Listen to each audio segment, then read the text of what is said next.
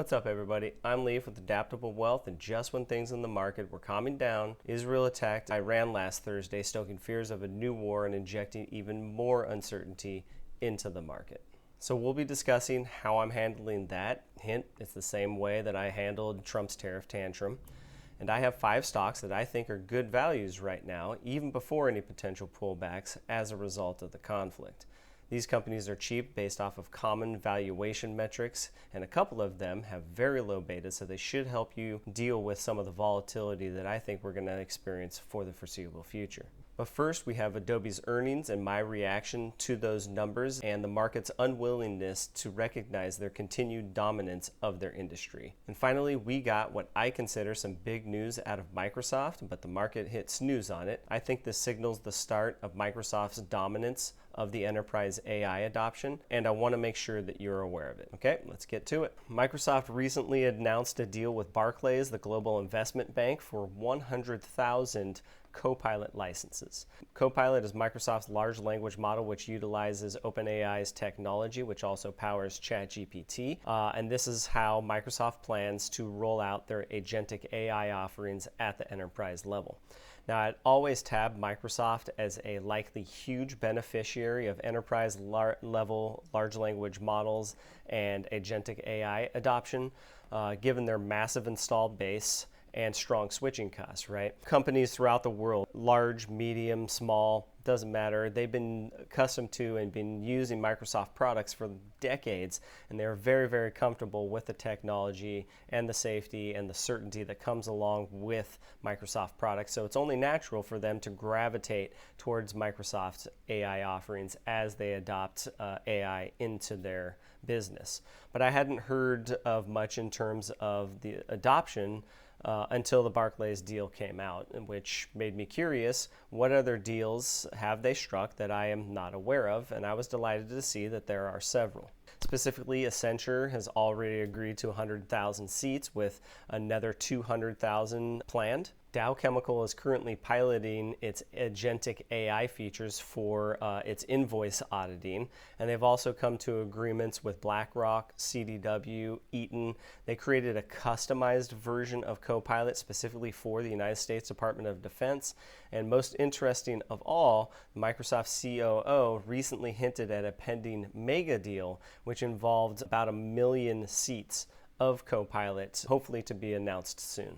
And so the adoption of Microsoft enterprise level AI has begun and is, in my opinion, only likely to pick up steam from here, which is why Microsoft is my 3rd largest holding, and it's my top pick to be the biggest beneficiary of enterprise level AI adoption of all companies in the world. On another note, Adobe just reported its earnings, and it's more of the same. Consistent low double-digit growth and signs of accelerating AI adoption. They beat expectations on both the top and the bottom line, and this earnings release was just solid all around. Revenues grew 11%, earnings per share up 13%, operating cash flow up 10%, all of which exceeded expectations. Growth was widely distributed, with digital media up 11%, digital experience up 10%, and their ARR, or annualized recurring revenue, was up 12% year over year. But most importantly, the adoption of their AI offerings is accelerating. In the earnings release, they stated that traffic to Firefly, which is pretty much their main AI offering at this point, increased 30%, and paid subscriptions to all AI offerings nearly doubled in just the last quarter. And AI-related ARR is tracking ahead of their $250 million target that they gave for the full year. Also, they went on to raise guidance, although it was very light, not really a meaningful raise. But after all this, you'd still expect the stock to pop. Nope, dropped 5%, partly due to Israel's attack on Iran and the corresponding uncertainty that that created, but mainly due to the continuing concerns about AI disruption on Adobe's business. The investment community isn't looking for just solid numbers like what Adobe's been producing over the last few quarters. They're looking for blowout numbers. These just aren't blowout numbers. I continue to think that the impact of AI on Adobe is overstated, and a sub $400 price, I think this is a very attractive entry point for investors. Eventually, the street will recognize the progress that Adobe is making on AI and will reward it with a significant revaluation higher. Well, we have yet another thing to worry about. The conflict between Israel and Iran is no doubt going to increase the volatility in the markets. Unsurprisingly, Friday, the day after Israel attacked Iran, was a down day, but it wasn't too bad. Most markets were down only 1 to 2%, so nothing major. And even after Iran retaliated over the weekend, the market bounced on Monday. But don't think that just because the market bounced on Monday, and we could see some up days on Tuesday and Wednesday as well, but don't think for a second that we're out of the weeds just yet. Depending on how this conflict plays out and whether or not it becomes protracted, we could be in store for elevated volatility in the markets for the foreseeable future. And wouldn't it be just like Trump to pull out the tariff card again while the markets are trying to digest this conflict? But let's revisit one of my favorite charts. I'm not going to go through all the events again, but the fact of the matter is that markets over a long enough period of time tend to go up over time and often significantly so. Yes, we may deal with elevated volatility for the foreseeable future, but this event, just like all the others, will come to pass, and it's very likely that if you stay invested and continue to hunt for bargains in the market, you'll be better off than you were before. And as I outlined in my video a couple months ago during the Trump tariff tantrum, I'm seeing a lot of value in the market outside of the main tech stocks. High quality names that are down 15, 20, 30%. They're trading at PEs of 20 or lower, or free cash flow yields of 4 or 5% or higher. And some of them pay dividends, which can help make it easier to deal with the volatility. Stocks like PayPal and Nike are great values right here, but I've talked about them enough that I'm not going to include them on this list. And it's not like I'm shying away from tech stocks. I'm looking at Salesforce right now, and we just talked about Adobe, which I think is a good buy right here. And one of the companies on this list coming up here is a tech stock. So it's not like I'm saying don't buy tech stocks. I just think that you'd be smart to look for undervalued, high quality companies rather than chasing the high flyers right here. So without further ado, let's get into the 5 quality value stocks that I have my eye on.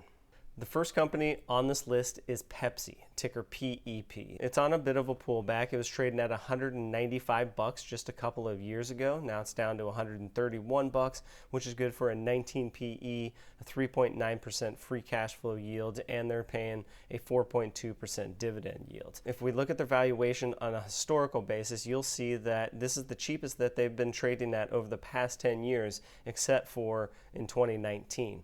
On a price to sales basis, this is the cheapest that they've traded at in the last 10 years. Pepsi is a decent company. They're a very simple business with a wide moat underpinned by their brand loyalty and brand strength, but they don't only sell Pepsi branded products. They own dozens of household names such as Gatorade, Rockstar, Doritos, Cheetos, Lay's. They also benefit from a cost advantage just basically due to their sheer size. When you have this type of scale, you're able to spread your overhead over a massive number of units, thereby decreasing your cost per unit. And then pair that with their highly efficient global distribution system, which helps them keep distribution costs down.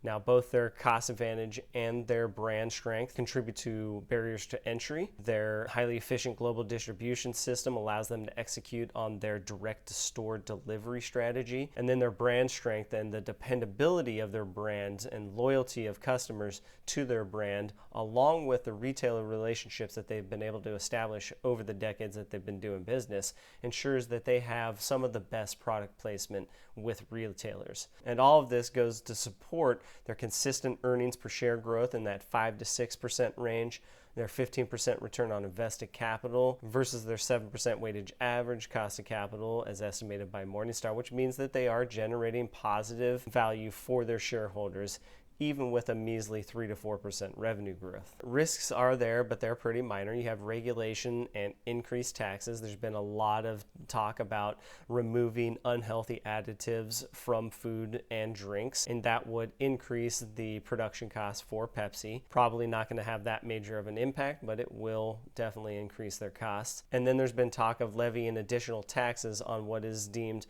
unhealthy food and drink, and that would fall on the consumer. It's probably going to be marginal, and therefore I don't see a large impact to the demand for Pepsi products. Another risk that they face are changes in consumer tastes. A lot of people have been moving towards what they perceive as healthier options, even though they're not really that much healthier. And Pepsi knows this. They study their customers, and they've started to move with their customers and diversify into these areas as well. And then you have the anti-obesity drugs that are a concern over the short term. We still don't know how this is going to play out over the long term because there's a lot of unsavory side effects that come along with these drugs. So it's uncertain how long people are going to actually take these drugs and whether or not it's going to have a long-term impact on Pepsi's products. But in the short term, it is definitely a concern. And then finally, they have a massive debt load. They have $39 billion in debt versus $9 billion in cash, and it's consistently increasing since 2019. Now, with this large drawdown to $131 per share for Pepsi and a 19 PE, it's getting interesting, but I'm not biting yet. It's just growing so slow. It's got mediocre profitability. For these types of companies that are slow growth, lower profitability, but they pay a decent dividend, I generally want a very significant discount before I'm willing to make a purchase. And I don't feel like we're quite there yet. Now, as they get closer and closer to $100 per share, I'll start getting a little bit more interested. But until then, I'm probably just going to let it pass because I got so many other options like the other 4 companies on this list. The second company on this list is Lowe's, ticker LOW, the world's second largest home improvement store.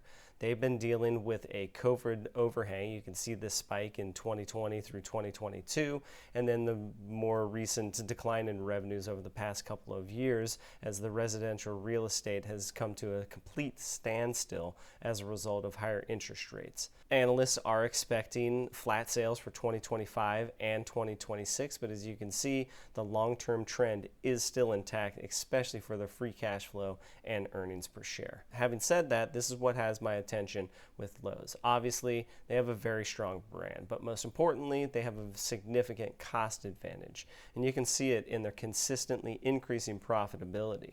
You have the return on invested capital more than doubling, going from 20% up to 50%. Even if it drops back to its prior baseline, we're talking 20 to 30%, which is still very, very robust, especially for a brick and mortar retail residential supplies store. Their operating margins have also more than doubled, going from 6% up to 13%. You only see this magnitude of improvement with companies that have strong competitive advantages and world-class cost control. In fact, they are obsessed with relentlessly driving efficiency gains through supply chain optimization, tight inventory management, digitization, streamlining of operations. You name it, they're looking for ways to squeeze costs and expenses out of their business. And it's exactly what you would want as an investor, right? You want to take your biggest, most source, which in this case is their cost advantage, and just make it stronger and stronger and stronger. And best of all, you get this level of quality and dependability at a reasonable price. They're trading at an 18 PE, a 5% free cash flow yield, and they pay a 2% dividend yield. And best of all, they're up 75% over the past 5 years. So we know that they can still produce attractive returns, unlike most companies their size, where you'd be lucky to get 50 or 60% over the 10-year period.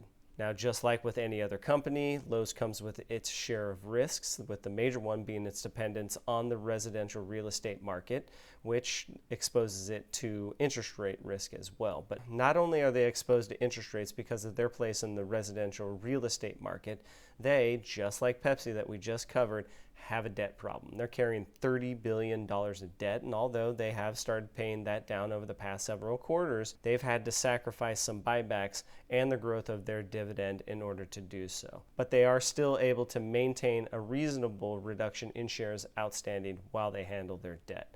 Considering all these factors, I think Lowe's is a great company to add if you're looking for quality at a reasonable price. The third company on this list is Hersheys, ticker HSY.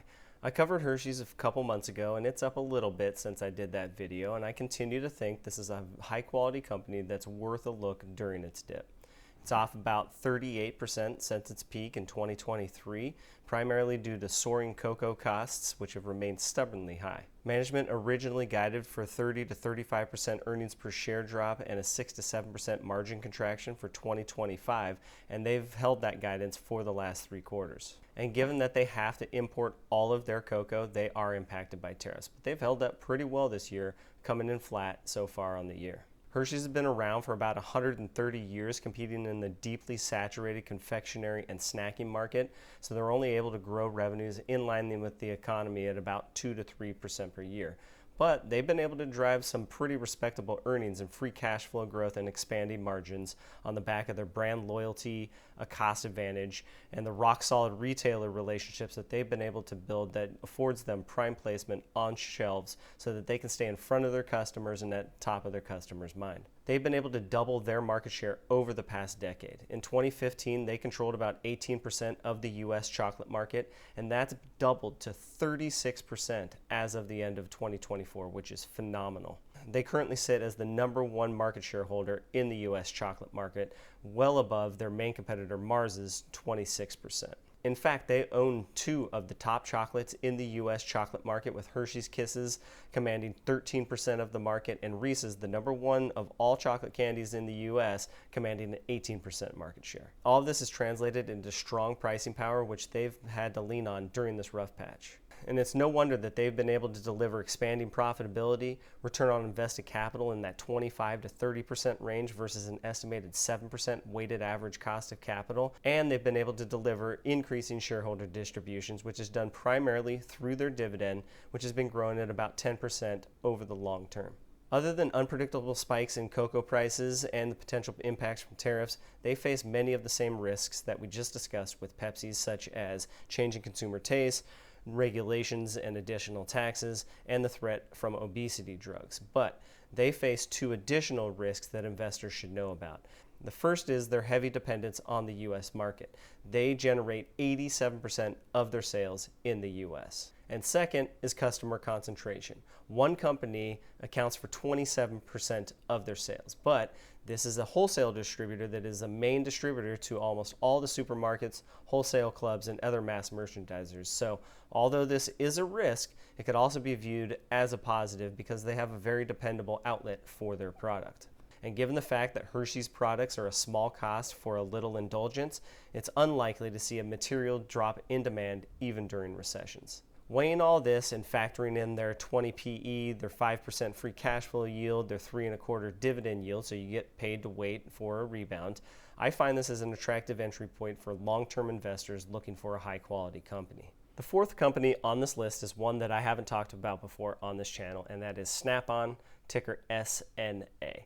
This is the company that drives their tool trucks to their customers' sites, and I see them all the time where I live. I always thought it was ridiculous at this day and age, but apparently it's working because this company looks pretty good. They offer high-quality tools and equipment primarily to dealerships and repair shops in the automotive, aviation, and other industrial sectors. And like AutoZone, they're benefiting from the aging vehicle fleets and the increased complexity of vehicles, planes, and just machinery in general, which drives the demand for their high-quality, specialized tools and equipment that Snap-On offers. Their primary moat source is their brand, which encompasses a vast product portfolio of superior quality. And even though their products tend to be more expensive than their competitors, the superior quality and durability often make their tools a better price to value proposition for their customers. Now, before you scoff at the idea of owning an old school industrial company, they're up 125% over the past 5 years, 15% over the past year. So they can deliver good price appreciation. They've hit a bit of a lull recently due to weakness in their end markets, but in general, they grow their sales about in line, slightly above the overall economy. They're expected to be flat to slightly down in 2025 before resuming their normal 3 to 4% revenue growth over the long term. They've been able to drive very respectable free cash flow and earnings per share growth of about 9 to 10% over the long term, due partly to their franchising arm, which helps reduce internal costs, helping support overall profitability. They generate 25% margins and a baseline 20% return on invested capital, which is well above their estimated 9% weighted average cost of capital. So they're generating some significant value for their shareholders. They pay a reasonable dividend of 2.6%, which has consistently been growing at 15% over the long term. So this is a pretty good company for dividend growth investors like myself. And you get all of this for an attractive 16 PE and a 6.5% free cash flow yield, which is fantastic. On the surface, everything looks good. So why am I hesitant? It all goes back to their moat. They're heavily brand dependent with little else to support it, which leaves them vulnerable to disruption of their outdated business model. And they're also exposed to credit risk because they have to offer financing to their franchisees and their customers. And although it only makes up 10% of their sales and they generate some very nice returns on that financing, they're still exposed to the risk of delinquencies and defaults during economic downturns. Given all this, I find their price to be a pretty attractive entry point. They're trading near what I estimate to be their fair value, making Snap-On a serious consideration for my tech-heavy portfolio. The fifth and final stock on this list is Uber, ticker UBER. The reason I had to include Uber on this list is I am shocked at how low their price to earnings ratio is at a 14 PE, given the fact that they have so much potential for outsized gains. Usually you're going to see stocks like this trade up in that 30, 40, even 50 PE range. Uber is a rideshare and delivery aggregator. It connects drivers with the riders and it sits in the middle and collects a transaction fee for all the dollars that go across their network. It's essentially a toll booth company. What really has my interest is the fact that their take rate is 27%. So every dollar that crosses their network, they take 27 cents. Compare that to the credit card companies that take 3 to 5%, and you can see why I'm so interested in this company. Now, this take rate is going to come down over time just due to the increasing competition and the fact that volumes are going to get higher and higher. But what's it going to do? Settle at maybe 10%? In the long term, it's still a great take rate. They also make money through subscriptions where frequent riders or food delivery customers can subscribe to their app and reduce their cost per unit for using Uber's services. And they also generate money through advertising. Now, Uber gave up on owning their own AV fleet a couple years ago when they sold it and decided to focus on their core competencies of being an aggregator and more of an operational company rather than owning their own fleet. They changed their strategy from owning their own fleet on their own network to just operating the network and developing relationships and agreements with the AV companies to host their fleets on their network. Uber has some fairly significant moat sources, first of which is their first mover advantage, which has really contributed to their brand strength. As we see with Google, nobody says, I'm going to do an internet search. They say, I'm going to Google it. Just like that, you know, when me and my buddies we know we're gonna be drinking and we're gonna go to a game or a concert or something like that, we don't want to risk DUI, we don't say, hey, let's get an Uber, we say, let's Uber it. So it's gotten to that same point where it's so recognizable that it's being used as a verb, which, you know, it signaled great things ahead for Google, and in my opinion, it likely signals great things ahead for Uber. They also benefit from a very strong network effect, and as more and more people and businesses use their platform and incentives drivers to join the network, because as more and more people join the network, they're going to be in closer proximity, so the distance that a driver has to drive to get their new customer or the amount of time that it takes to get their new customer decreases, thereby increasing their utilization, reducing their costs, and increasing their profitability. More drivers means shorter wait times for riders, which is going to attract more riders, which increases the driver's profitability and utilization even further. More drivers means shorter wait times, and you get that self-reinforcing cycle that takes off and creates more and more value for all participants on the network. The fact that they have both the riders and the drivers on their network and they can collect data on both, they get a very comprehensive view of the market that they can use to study not only their drivers' behaviors but their riders' behaviors, and allows them to optimize their offerings and algorithms and develop their app and network into a one-stop shop for all transportation needs. And they've been growing very, very rapidly. As of Q1 2025, they had 170 million monthly active users that generated 3 billion trips in just Q1 2025 alone. Annualized, that's 12 billion trips per year. And they're already free cash flow positive with a 16% free cash flow margin, which is increasing rapidly. They are generating increasing operating margins. They have a positive return on invested capital, although it's right around their weighted average cost of capital of 8.8% as estimated by Morningstar. I fully expect that return on invested capital to increase over time to well above their weighted average cost of capital. So what is the reason for their low valuation? Morningstar puts a high uncertainty rating on Uber due to the fact that they're operating in a very competitive industry that's rapidly changing and disruption is everywhere. Not to mention, you have a couple of global tech powerhouses entering into the market in Google and Tesla. And then you also have a lot of small players that are competing with them in Grab and DiDi and Lyft. It's going to be up to Uber to position themselves as indispensable in an industry without much switching costs. The main concern is that as autonomous vehicles get to scale, they're eventually going to establish cost advantage, right? Because as more and more people decide to use this as a form of transportation, they're going to be able to spread the cost of their fleets and all their other overhead across an expanding number of people, thereby reducing their cost per unit, which is going to allow them to undercut Uber's pricing and eventually put them out of business. Uber also deals with a ton of regulation. Obviously, as autonomous vehicles become part of everyday life, there's going to be a ton of regulation, a lot of red tape that they're going to have to deal with as they host AV fleets on their network. And then there is the fight between whether or not their drivers are employees or contractors that they've been dealing with for over a decade now. Currently, they are classified as contractors, but if for some reason one day they are forced to classify them as employees and pay them overtime and pay their benefits, it will destroy Uber's entire cost structure.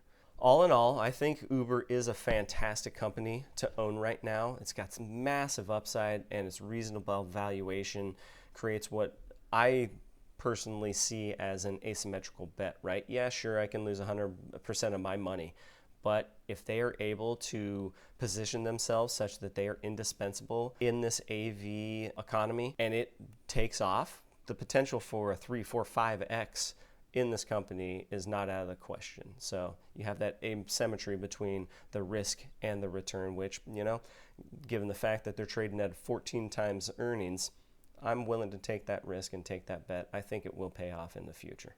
Well, that'll do it. I'd love to hear your thoughts in the comments. Do you hold any of the stocks that I mentioned? If so, please leave it in the comments. Also, please make sure you like this video and subscribe to my channel so you don't miss any videos when I release them. It's a quick and free way you can help me grow this channel if you find this content valuable. Lastly, if you're interested in other high quality companies that could be good buys right now, click on one of the thumbnails you see on your screen. Until next time, you all take care. I'll see you in the next one.